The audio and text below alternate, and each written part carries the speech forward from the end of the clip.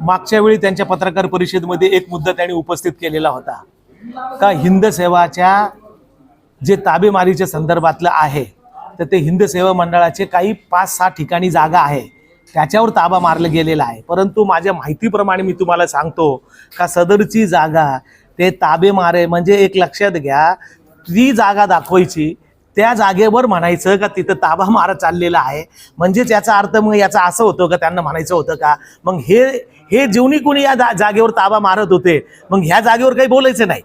आणि परंतु त्या जागेच्या संदर्भातला ताबा, कारण की ती जागा ताबे मारलेली नाहीये। आपल्याला सांगू इच्छितो का केडेगावमध्ये इंडस्ट्रियल इस्टेटमध्ये ती जी जागा जी आहे तर ते भाडे पट्ट्यांनी हिंद सेवा मंडळानेच दिलेली आहे। दुसरी जागा जी आहे तोपखाना या ठिकाणी शीतला देवी मंदिरच्या पाशी ती जागा सुद्धा संस्थेनेच ठराव करून त्याला दिलेली आहे। त्यावेळचे विश्वस्त वेगळे होते। आणि तिसरी जी जागा जी आहे तर ती जागा लीजवर होती, त्यांना सेंट्रल गव्हर्नमेंटनी कोणता कोटला मैदानाची जागा सुद्धा सारडा हिंद सेवा मंडळाची जागा होती, त्यांनी तिथं पैसे भरले नाही व त्यांना सांभाळता नाही आलं तर तिथं सुद्धा कोणी ताबा मारलेला नाही।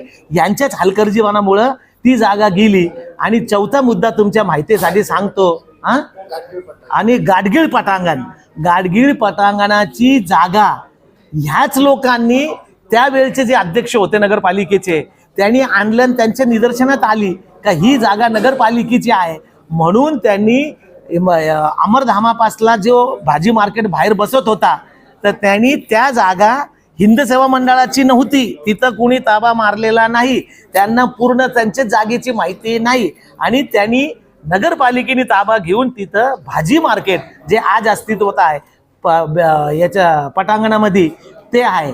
हे हा उत्तर। दुसरी गोष्ट त्यांनी सांगितलंय का हे हिंद सेवा मंडळाची जागा वखफ बोर्डमध्ये च्या घास्यात घालायला ते देतात आहे, परंतु त्यांच्या माहितीसाठी सांगतो त्यांनी घ्यावा। मी GR नंबर सांगतो 6 जुलै 1906 हे सर्वे झाला, राज्य शासनाचा GR आहे आणि 2006ला 6 जुलै 2006ला वक्फ बोर्डच्या फायनल प्लॉट नंबर 43 आणि 44 ह्याची नोंद महाराष्ट्र राज्य शासनाच्या गॅजेटमध्ये आहे वक्फ बोर्डच्या।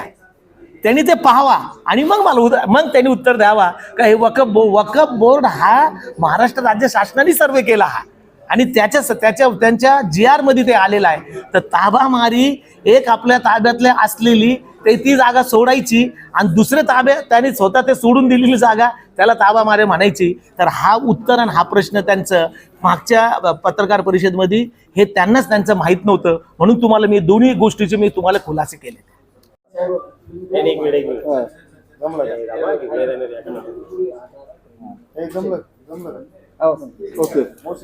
करू सुरू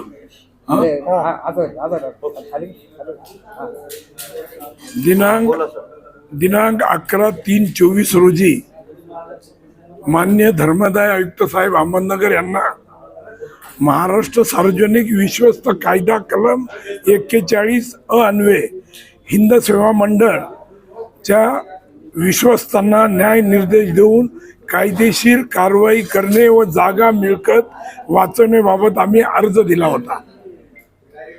त्या अर्ज दिल्यानंतर माननीय न्यायालयानं धर्मदाय आयुक्तानं सर्व हिंद सेवा मंडळाच्या विश्वस्तांना नोटिसा आमच्या अर्जाच्या पाठवल्या। त्याच्यानंतर 2-3 महिने सारख्या तारखा झाल्या, हिअरिंग झाल्या। हिअरिंग होऊन आमचे जे वकील आहेत ॲडव्होकेट पुप्पाल वकील अभिजित पुप्पाल यांनी न्यायालयासमोर ह्या सगळ्या गोष्टी या ठिकाणी मांडल्यात की जो काही आमचा अर्ज होता त्या अर्जातल्या सगळ्या गोष्टी सविस्तर त्या ठिकाणी मांडल्या। 3-4 हिअरिंगमध्ये सविस्तर चर्चा झाली। त्यातल्या हिंद सेवा मंडळाचे काही 1-2 पदाधिकारी त्याच्यात हजर झाले, बाकीचे हजर झाले नाही। आणि त्याचबरोबर ज्या 6 विश्वस्तांनी या हिंद सेवा मंडळाच्या कार्यकारिणीमध्ये त्यांनी विरोध केला होता, सर्वसाधारण सभेमध्ये या ठरावाला त्यांनी विरोध केला होता. ते कोर्टात हजर झाले. त्यांनी पण आमची जी मागणी होती ते मागणीला ही बरोबर मागणी आहे अशा पद्धतीनं कोर्टाच्या निदर्शनास त्यांनी आणून दिलं आणि त्याप्रमाणे काल कोर्टानं 29 रोजी हा जो काही निकाल दिलेला आहे की आम्ही जो काही अर्ज दिलेला आहे 11/3/24 रोजी ह्या अर्ज त्यांनी मंजूर करण्यात येतो. म्हणजे आम्ही ह्या अर्जामध्ये जे जे काही आमच्या मागण्या आहेत की जे आता दीप चव्हाण साहेबांनी सविस्तर त्या बाबतीत माहिती दिली तुम्हाला, तर त्या सगळ्या मागण्या त्यांनी मंजूर केलेल्या आहेत. त्याचबरोबर सर्वे नंबर 161/1 म्हणजे तकिया ट्रस्टनी ही जागा 99 वर्षाच्या करारावर 1964ला हिंद सेवा मंडळाला दिलेली होती. त्याचा आज 40 वर्ष अजून ती जागा हिंद सेवा मंडळाकडं भाडे तत्वावर आहे. अशी सर्वे नंबर 161/1 सध्याचा प्लॉट नंबर 43A ही मिळकत अन्य कोणासही विक्री, हस्तांतर, भाडेपट्टा करू नये व मालमत्तेचे कोणतेही नुकसान होईल अशी कृती हिंद सेवा मंडळाच्या विश्वस्तांनी व सदस्यांनी करू नये अशा पद्धतीचा निर्देश निकाल माननीय धर्मदाय आयुक्त श्रीमती US पाटील, धर्मदाय उपायुक्त अहमदनगर विभाग अहमदनगर यांनी दिलेला आहे. या संदर्भात आमच्यावर ॲडव्होकेट फडणवीस वकील यांनी माझ्यावर दीप चव्हाण, संजय घुले, हेमंत मुळे आणि अनिल गट्टांनी ह्या हिंद सेवा मंडळाच्या आमच्या सर्व विश्वस्तावर त्यांनी 50 लाख रुपयाचा त्यांची आम्ही मानहानी केली. त्याबद्दल त्यांनी दावा दाखल केला. आमचा तशा पद्धतीचा कोणताही हेतू वैयक्तिक मानहानीचा किंवा अशा पद्धतीचा नव्हता. जो काही ठराव झालेला आहे, जो काही विषय समोर आलेला आहे, त्यांनी ज्या पद्धतीनं पत्रकार परिषदेमध्ये तो सगळा विषय त्या ठिकाणी मांडला. 25 कोटीचा विषय त्यांनीच मांडला. 25 कोटी रुपये संस्थेला मिळणार आहेत अशा पद्धतीनं.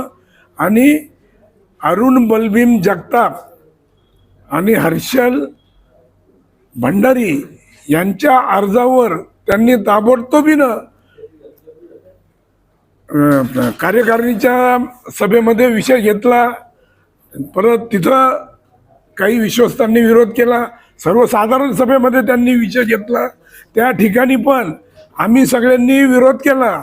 त्या ठिकाणी मी, दीप चव्हाण, संजय घुले, आपले अनिल गट्टांनी यांनी त्या ठिकाणी जाहीरपणे तिथं स्टेजवर जाऊन विरोध केला.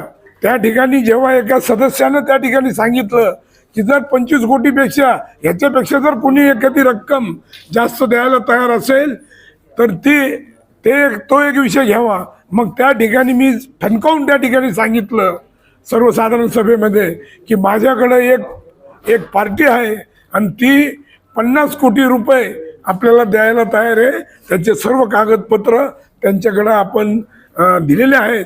आणि ते अशा पद्धतीनं आम्ही त्या ठिकाणी ह्या सर्व गोष्टीला आम्ही विरोध केला. त्याच्यानंतर ज्या पार्टीला मी हे सगळे कागदपत्र दिले होते, ज्यावेळेस त्या पार्टीने सर्व कागदपत्राची माहिती घेतली आणि ते सगळं पाहिलं तेव्हा ती पार्टी म्हणली की हा व्यवहार होऊ शकत नाही.